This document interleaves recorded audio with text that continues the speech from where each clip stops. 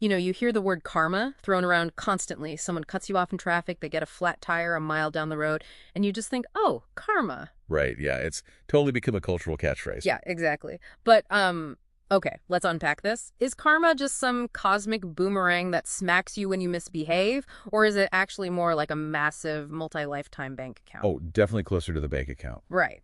So today, in this deep dive, we are ripping apart that what goes around comes around cliché.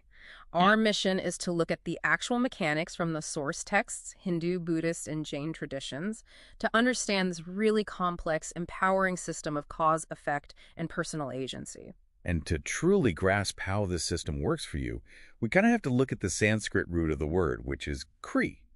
It simply means action or doing. Just action. Yeah, just action. I mean, originally in ancient texts, karma was actually all about rituals, like performing specific physical actions to literally force a material result from the universe. Oh, wow. So it wasn't a moral thing at first. Not initially, no.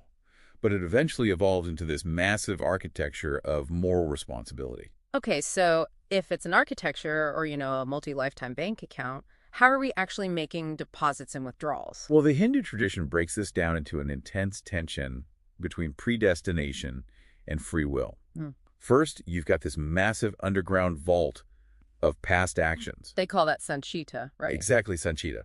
That vault is your accumulated past. But the part that matters right now is Karabda.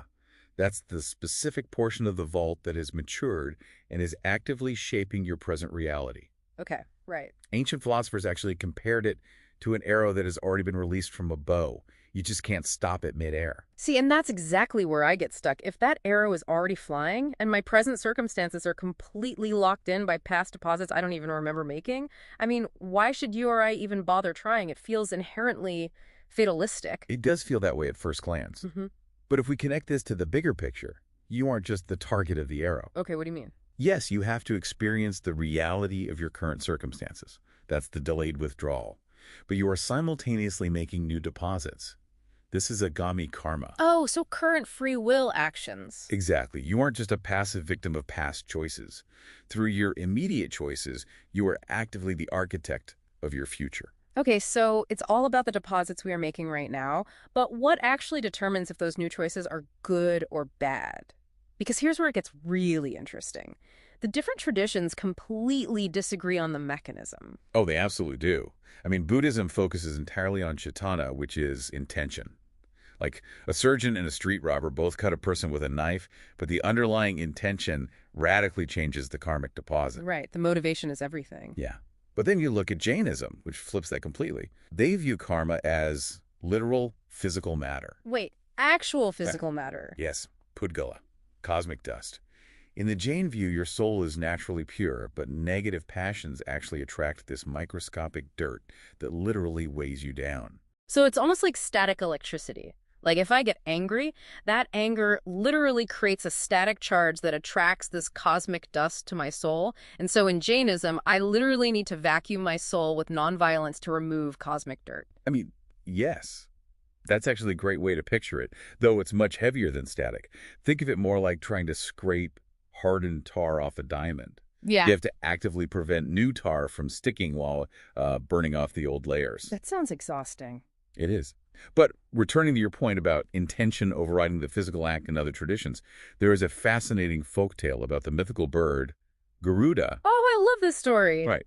So Garuda saw this tiny bird about to be taken by the god of death. Out of deep compassion, he flew it thousands of miles away to save it. Only for the bird to die anyway, right where Garuda left it, because that new location was its exact destiny. Exactly. The flying arrow hit its mark.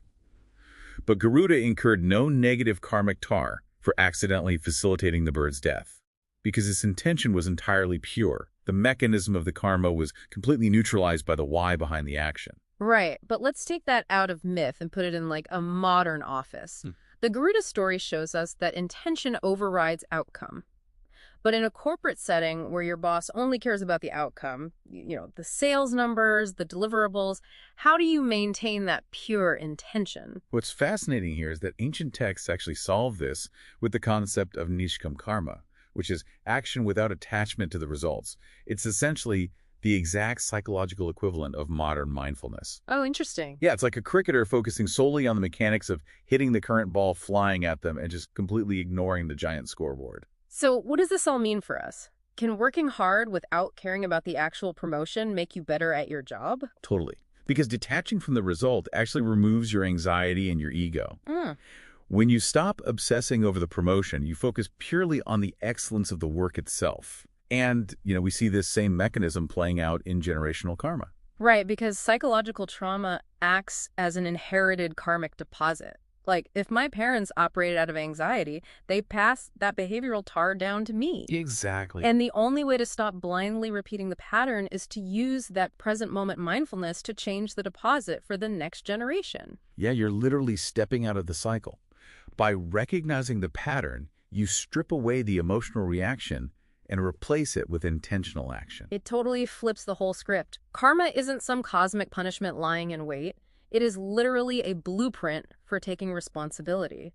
Your everyday choices, your intentions, your mindfulness, these are the deposits actively shaping your reality. You aren't just getting hit by a boomerang. You're managing a massive ongoing account. Beautifully said. Yeah. But this does raise an important question to leave you with. Okay, hit me. If our present is entirely shaped by our past actions and our future is shaped by our present actions, is there ever a single moment where you act completely free from the influence of your past? Or is free will simply an illusion created by the delay in karma's effects?